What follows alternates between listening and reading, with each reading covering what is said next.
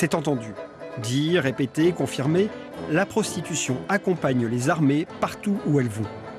D'une manière un peu bricolée comme en Indochine ou en Algérie, ou bien de façon beaucoup plus professionnelle, voire industrielle comme au Vietnam.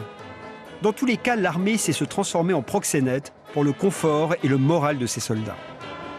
On ne pourrait rien y faire. On nous a bien dit 20 fois, les hommes seront toujours des hommes. Sauf que ces dernières années, la donne a changé. Ce ne sont plus les soldats côtoyant l'horreur et la guerre à qui l'on a proposé des prostituées. C'est désormais une prostitution pour les soldats de la paix que l'on a organisée.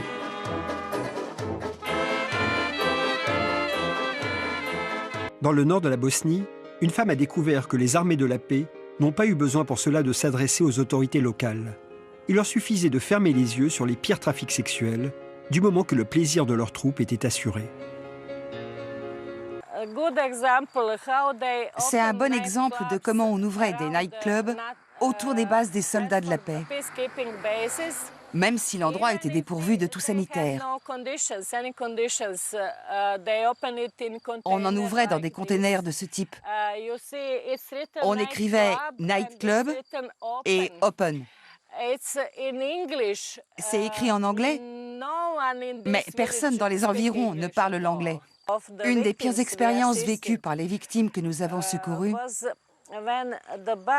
c'est quand les propriétaires de bars les emmenaient à la base militaire. Ils étaient de mèche avec quelqu'un de la base, en général un interprète. Et ils posaient un matelas à même le sol, dans l'herbe. Et les soldats défilaient les uns après les autres pour les violer. Pour elles, c'était vraiment la pire expérience.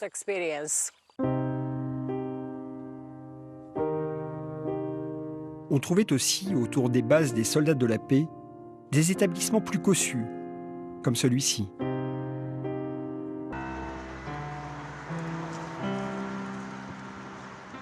Quelqu'un a bien dû protester contre ces affaires. L'ONU, la première intéressée, ne pouvait accepter une pareille situation. C'est ce qu'a cru le haut-commissaire aux réfugiés des Nations Unies en Bosnie.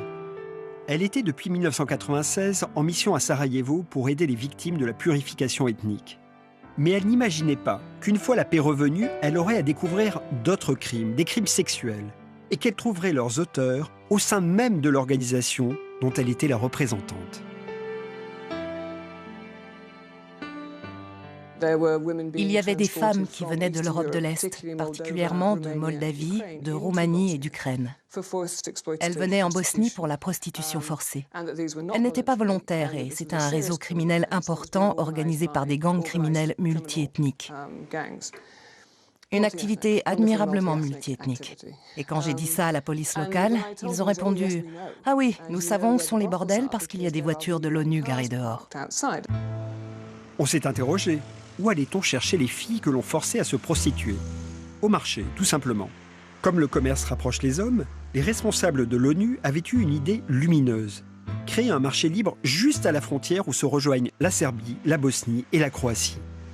Les trafiquants locaux n'avaient qu'à s'y rendre pour recruter les filles dont ils avaient besoin pour satisfaire les soldats de la paix. Ils ont fait du trafic d'armes, ils ont fait du trafic de nourriture, ils ont été trafiquants de cigarettes, d'alcool, et à la fin du conflit, ils sont devenus entrepreneurs. Ils se sont dit, il y a un nouveau marché, beaucoup d'hommes, aucune femme, il y a quelque chose à faire. Ils arrivaient de toute l'Europe de l'Est, alors en pleine crise économique. Les gens désespérés émigraient pour gagner de l'argent. Et ils sont venus là où il y avait un marché. Ce marché est devenu très populaire, aussi parce qu'on y vendait des femmes. Il y avait là un très gros club, dans lequel ils pouvaient mettre 50 filles en même temps. Snejana, comme de nombreuses Moldaves, a été enlevée et séquestrée. D'autres, au contraire, à l'image de ces jeunes Roumaines, pensent être libres de leurs mouvements et croient pouvoir rentrer chez elles quand elles le souhaitent. La police bosniaque, sous l'œil d'un agent des Nations Unies, ne peut que constater la validité des passeports conservés par le tenancier de l'établissement. Les filles étaient amenées ici depuis les pays de l'Est. Et après, on organisait des ventes aux enchères pour les vendre. Toutes les filles étaient nues, elles tenaient un numéro et elles attendaient. Il y a des hommes qui viennent, qui les font se déshabiller, qui les tâtent comme au marché, qui les soupèsent, qui parfois les essaient et qui ensuite les vendent. Entre 1995 et 2001, il y avait plus de 500 bordels comme celui-ci. Des bordels qui n'existaient pas avant l'arrivée des soldats et des policiers de l'ONU. Selon le rapport que nous avions établi, 2 enquêteurs roumains de la force internationale étaient impliqués dans un trafic de femmes de Bosnie. Ils avaient vendu des femmes à des organisations criminelles. L'inverse s'est aussi produit. Il y avait des cas, au moins 2 à ma connaissance, où les officiers de l'ONU avaient acheté des femmes qu'ils ramenaient dans leur appartement ou leur chambre d'hôtel pour leur consommation personnelle. Mon dernier patron m'a dit « Tu m'as été vendu pour 15 000 francs et maintenant tu vas travailler dans mon bar pour rembourser ce que j'ai payé pour toi. » On me forçait à danser, à m'asseoir à la table des clients pour les divertir et ensuite à les accompagner dans ma chambre. Tout était affiché avec les prix. Par exemple, relations sexuelles ordinaires, 50 marks. Sexe sans protection, 100 marks.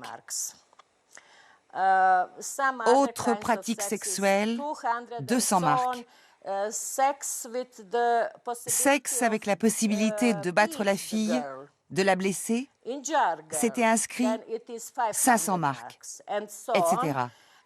Et au cas où le client aurait tué la fille, c'était plein tarif, 3000 marks. En général, on promettait aux filles un bon job en Europe occidentale où elles pourraient faire de l'argent. C'est comme ça qu'elles étaient piégées. Ensuite, elles étaient embarquées dans une voiture et droguées et envoyées en Serbie où elles étaient mises dans des maisons centrales, presque comme des fermes d'élevage. On les retenait prisonnières et les propriétaires de maisons de passe de Bosnie et de Serbie et d'ailleurs venaient et les achetaient. Après quoi, on leur faisait passer la frontière entre la Serbie et la Bosnie. Plus tard, nous apprendrons que pour traverser la frontière, cela se faisait avec l'aide du personnel de l'ONU ou de militaires.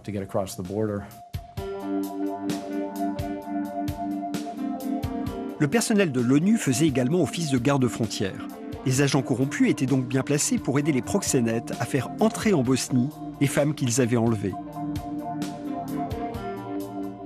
C'était devenu une évidence. Quand un véhicule de l'ONU était garé près d'une maison de passe, nous étions sûrs qu'il y avait un trafic de femmes. Ces trafics ne se limitent pas aux seules boîtes de nuit. Ça se passe vraiment partout. Et en dépensant un peu plus que le prix de la simple passe, le client a vraiment tous les droits.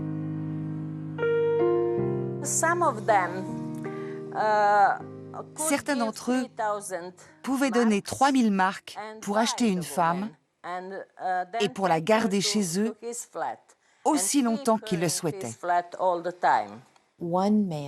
Un homme, un Américain, a reconnu qu'il était allé dans une maison de passe. La maison de passe se nommait Harley Davidson. Et là, il a acheté une femme, son contrat de travail, son passeport et 2 armes, 2 Uzi. Quand la division d'enquête criminelle l'a interpellé, il a avoué. Il a finalement été renvoyé chez lui, ce qui était illégal selon les contractuels. C'était de détenir des armes. Mais personne n'a fait attention au fait qu'il avait acheté une femme. Personne n'a fait attention au fait qu'il avait acheté quelqu'un comme une marchandise. Ce sont des choses pour lesquelles vous et moi serions emprisonnés si nous les avions faites dans notre pays d'origine. Alors pourquoi n'est-ce pas un crime quand vous travaillez pour l'ONU? Alors qu'a-t-on fait des conclusions de David Lamb? Il était tout de même l'enquêteur en chef de l'ONU en Bosnie. Quelles sanctions ont été prises contre ces brebis galeuses? Les policiers de l'ONU viennent de 45 pays. Ils ont des valeurs et des niveaux de professionnalisme complètement différents. Mais ils sont tous dans la même mission. Aucune sanction donc. Car ce serait compliqué, nous dit-on, de trop demander à des hommes qui consentent à maintenir la paix dans des situations délicates. C'est finalement toujours la même histoire. On en revient au fameux soutien psychologique de la troupe, qui justifiait les bordels militaires dans la France coloniale. Sauf que cette fois, question d'époque et de rentabilité, la mission de proxénète a été confiée à des sociétés militaires privées qui gèrent désormais l'intendance. On pourrait penser qu'en tant que principal représentant de l'ONU, on a autorité sur ces policiers et soldats en mission, sur ces employés de sociétés privées. Même pas. Sur les contractuels civils, vous n'avez absolument aucun contrôle. Ils ne travaillent pas pour vous. Ils travaillent pour une compagnie internationale.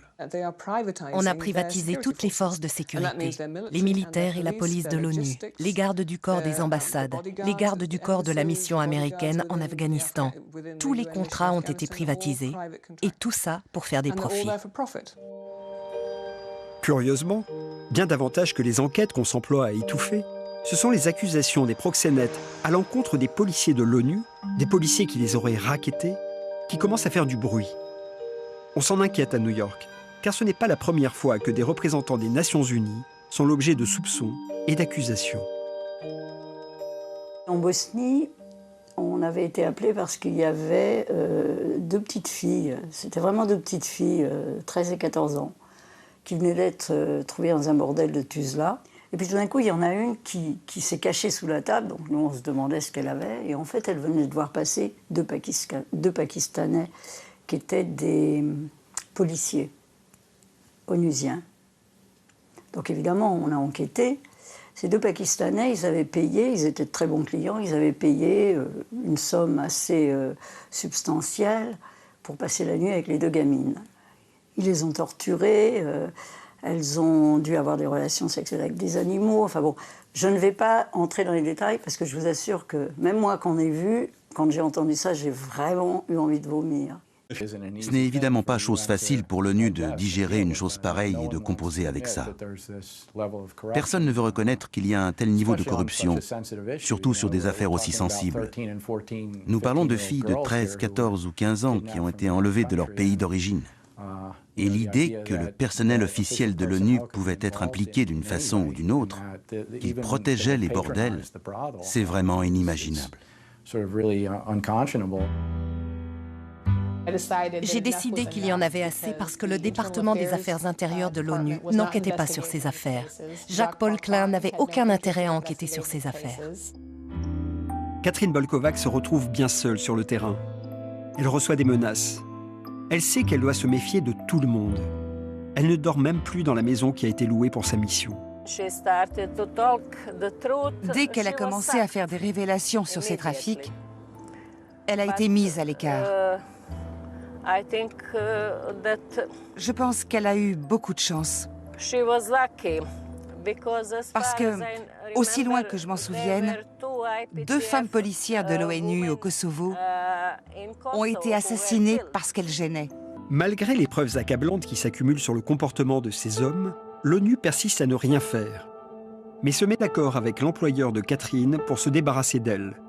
Catherine Bolkovac est licenciée. Elle ne cède pas. Elle est bien décidée à dénoncer la collusion des sociétés militaires privées et de l'ONU. Et ça s'est terminé par un procès qu'elle a gagné devant le tribunal des prud'hommes de Londres, qui a considéré que son licenciement était abusif et totalement illégal. C'est assez hallucinant. Il y a eu des scandales récemment partout. De République démocratique du Congo, Haïti évidemment, Libéria bien sûr, pratiquement dans tous les pays où les casques blancs ont été envoyés. Partout. Partout. C'est bien ce qu'ont fini par comprendre les plus hauts responsables de l'ONU. En 2008, afin de se dédouaner des crimes commis et de restaurer l'image de l'organisation, le secrétaire général de l'ONU consent un film de sensibilisation à l'usage de ses agents. Cette confiance ne doit jamais être compromise par des actes inacceptables d'exploitation et d'abus sexuels.